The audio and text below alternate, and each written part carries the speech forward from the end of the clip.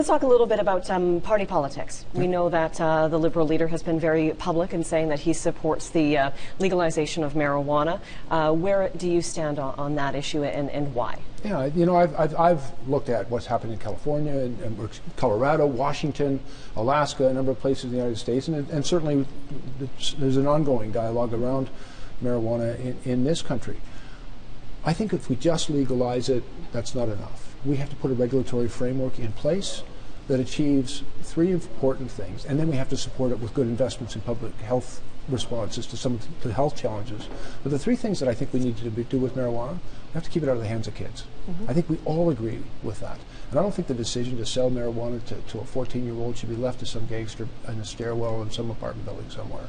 I think that that's better done under a regulatory framework by responsible, perhaps a government monopoly store that is responsible for that decision, and we can regulate it so that it's not available to kids. And I think that's what we all want to achieve. Explain how that works, because the other side, the Conservatives, are going to say, by legalizing it, you are putting it in the hands of kids. Well, and that's a gross oversimplification, but because by legalizing it and regulating it, and let me give you an example. We regulate alcohol sale in this country, and in the province of Ontario, for example.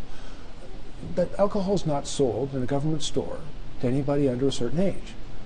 You've got to be over 18 in order to purchase alcohol in a government store. Its quality is guaranteed. Its price is regulated. It's taxed at the retail outlet. And so all of that control, that regulatory control, is put in place by the government to ensure that the alcohol doesn't end up in the hands of kids. By doing it that way as well, we keep organized crime's filthy hands off it.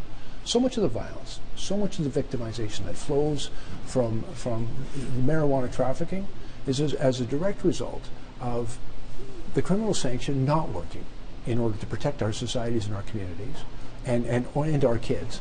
But through regulation, I think we can do a better job to keep organized crime out of it, and through government regulation to control its sale, control its distribution, and to control its use. We also have to provide the police with the tools they need to deal with issues around impaired and the public disorder that can arise. And the last point I think is important too. There are some significant public health issues and concerns around the use of marijuana. And we need to invest in some of those public health responses. When we only leave it to the criminal sanction, we preclude ourselves from dealing with this in a very thoughtful and comprehensive way. And I think we need, through regulation and through investment in the public health response, we can do a better job. We can keep it out of the hands of kids. We can keep it away from organized crime. We can give law enforcement the tools it needs to keep our roadways safe. And we can provide our citizens with public health support that will help them deal with some of the health issues that arise from marijuana use. So congratulations on a very long career as a police officer, and good luck in your new career as a politician. Thanks, Kristen. Thanks for giving me the time.